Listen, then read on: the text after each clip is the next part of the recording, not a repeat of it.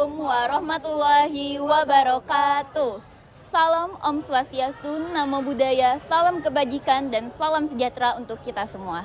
Selamat pagi Bapak Ibu Guru dan teman-teman sekalian. Perkenalkan kami dari kelompok 2 Kokurikuler PAS 11-2 dengan saya Syahnia Samosir beserta rekan-rekan saya Nadine Faras Amila, Nadine Alia Maharani, Sofia Anaza, Mesya Nailadila, Baiklah, di video kali ini kami akan menampilkan sebuah video wawancara dengan dua tokoh pemuka agama, yaitu dari Islam dan juga Kristen Protestan. Berikut adalah video wawancara dari kami.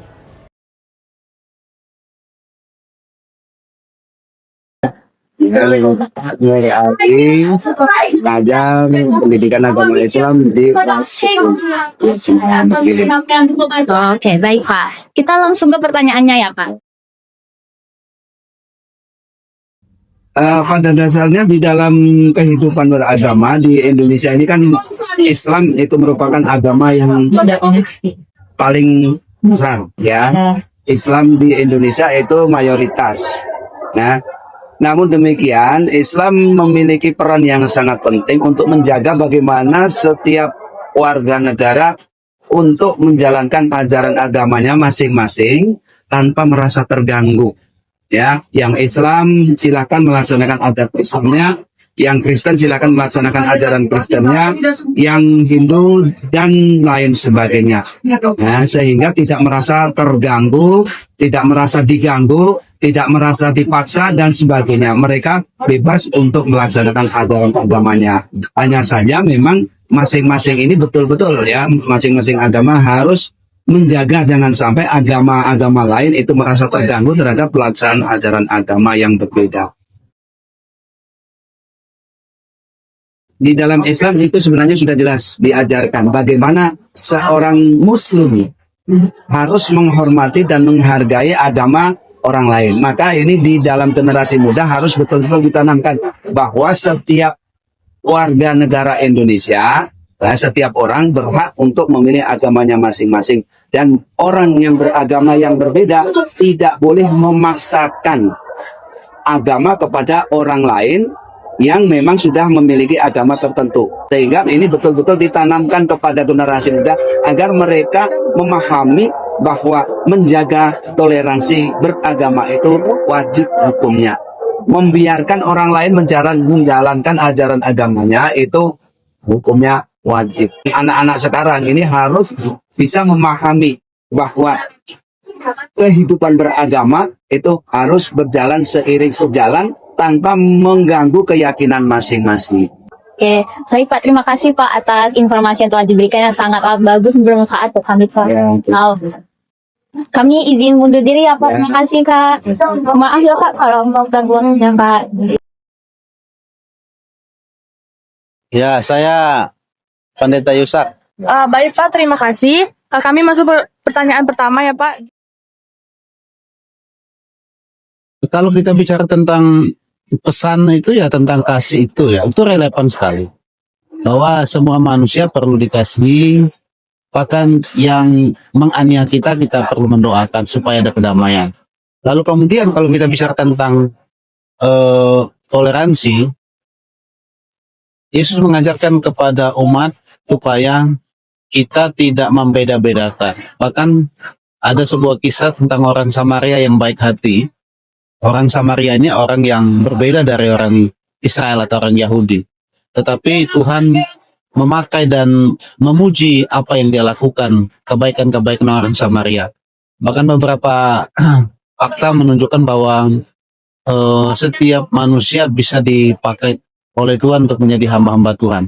Sehingga bisa kita katakan bahwa Tuhan tidak memandang ras, Tuhan tidak memandang suku. Ya, Tuhan memandang gambar ciptaannya itu yang ada dalam diri manusia. Nah, itu dasar untuk kita bertoleransi. Jadi kalau ada orang yang berbeda sama kita, ya memang faktanya demikian. Tapi perbedaan itu menjadikan kita semakin kaya, semakin memahami satu sama lain. Karena manusia tidak diciptakan hanya satu bentuk ya. Setiap manusia itu unik.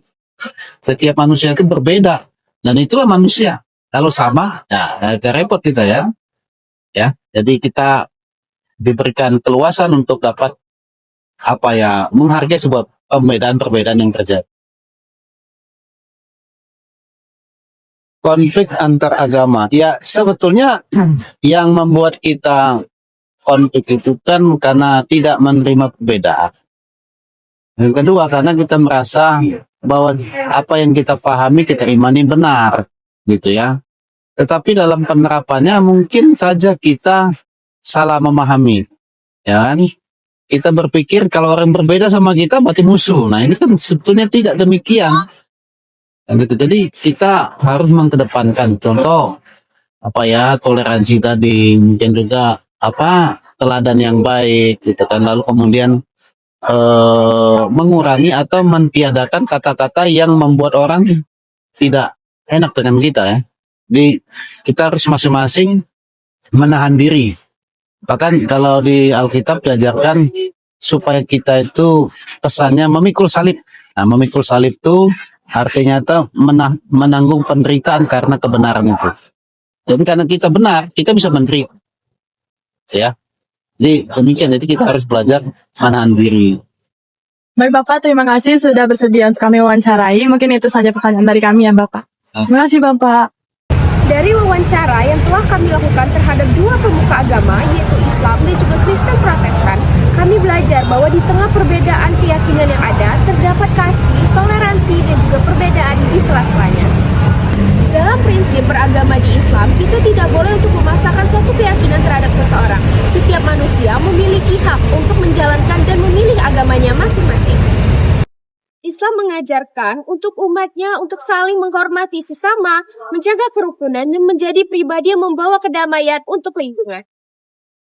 Dalam ajaran Kristen, kasih menjadi inti dari setiap bagian. Kasih mengajarkan untuk menerima dan menghargai sesama perbedaan agama maupun latar belakang. Dari kedua ajaran tersebut, kami menyadari bahwa keberagaman adalah anugerah, bukan ancaman. Perbedaan bukan untuk dipertentangkan, tetapi untuk dipahami dengan saling menghargai dan menjaga komunikasi yang baik. Keberagaman dapat menjadi kekuatan untuk mewujudkan Indonesia yang rukun, damai, dan bersatu. Itulah tadi video wawancara dari kelompok kami. Semoga dari video yang telah kami sampaikan dapat memberikan manfaat dan dapat menguatkan toleransi kita antar umat beragama. Kami ucapkan terima kasih.